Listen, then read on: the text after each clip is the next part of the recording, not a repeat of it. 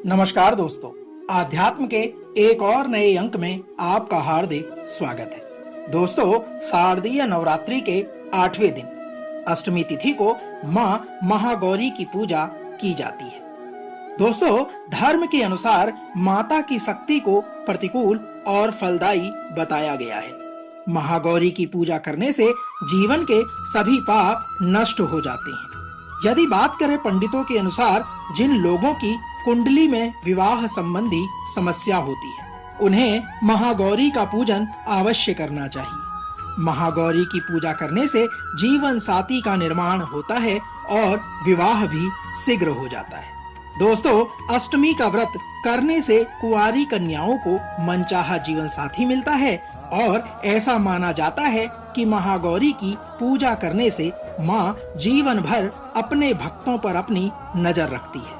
अगर किसी के विवाह में देरी हो रही है तो महागौरी की पूजा करने से इस समस्या से तुरंत निजात मिल सकती है।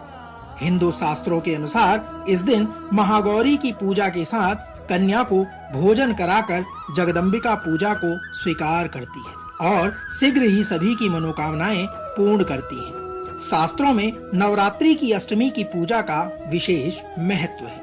इसी कड़ी में आज हम नवरात्रि के 8वें दिन की कथा महागौरी से जुड़ी पौराणिक कथा का वर्णन आपके बीच में करने जा रहे हैं। तो आइए आरंभ करते हैं माँ महागौरी से जुड़ी इस पौराणिक कथा के सार को। दोस्तों, कहा जाता है, अगर भक्त माँ की पूजा करने पर ध्यान केंद्रित करते हैं तो देवी माँ बहुत जल्द प्रसन्न होती है। अष्टमी के दिन कन्या की पूजा करना बहुत ही शुभ माना जाता है। कहा जाता है, राक्षसों का संहार करने और देवताओं का कल्याण करने के लिए ही माता को शस्त्र धारण करना पड़ा। आदि शक्ति होने के बावजूद नवदुर्गा माता को महागौरी का रूप क्यों लेना पड़ा, यहाँ इस कहानी के माध्यम से हम आपको बताने का प्रयास कर रहे हैं। साथियों, माँ दुर्गा के 8वें रूप महागौरी के बारे में 2 पौराणिक कथाएं प्रचलित हैं।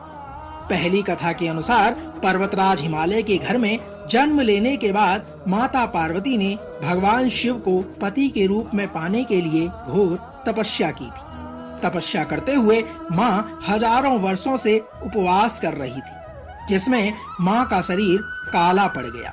वहीं दूसरी ओर माता की कठोर तपस्या से प्रसन्न होकर भगवान शिव ने माता पार्वती को अपनी पत्नी के रूप में स्वीकार कर लिया और गंगा के पवित्र जल से माता के शरीर को धोकर उन्हें अत्यंत दीप्तिमान बना दिया। माता का रूप महिमामय हो गया, जिसके बाद माता पार्वती के इस रूप को महागौरी कहा गया।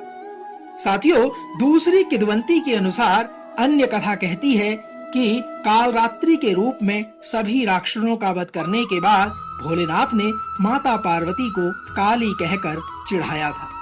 अपनी त्वचा को उत्तेजित करने के लिए माँ ने कई दिनों तक घोर तपस्या की और ब्रह्मा जी को अर्घ्य दिया। देवी पार्वती से प्रसन्न होकर ब्रह्मा जी ने उन्हें हिमालय में मानसरोवर नदी में स्नान करने की सलाह दी। भगवान ब्रह्मा की सलाह के बाद माँ पार्वती ने मानसरोवर में स्नान किया। इस नदी में स्नान करने के बाद माता के स्वरूप का अभिमान हो गया, इसलिए माता के इस रूप को महागौरी कहा गया है।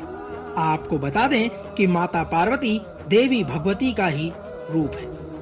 दोस्तों, तो यह तो थी माँ महागौरी से जुड़ी पौराणिक कथा का सार। हम आशा करते हैं कि आज का यह अंक आपको अवश्य पसंद आया होगा। माँ महागौरी अपने सभी भक्तों का कल्याण करे। कल माँ दुर्गा के 9वें रूप की महिमा को लेकर एक बार पुनः आपसे होगी मुलाकात। तब तक जय माँ महागौरी।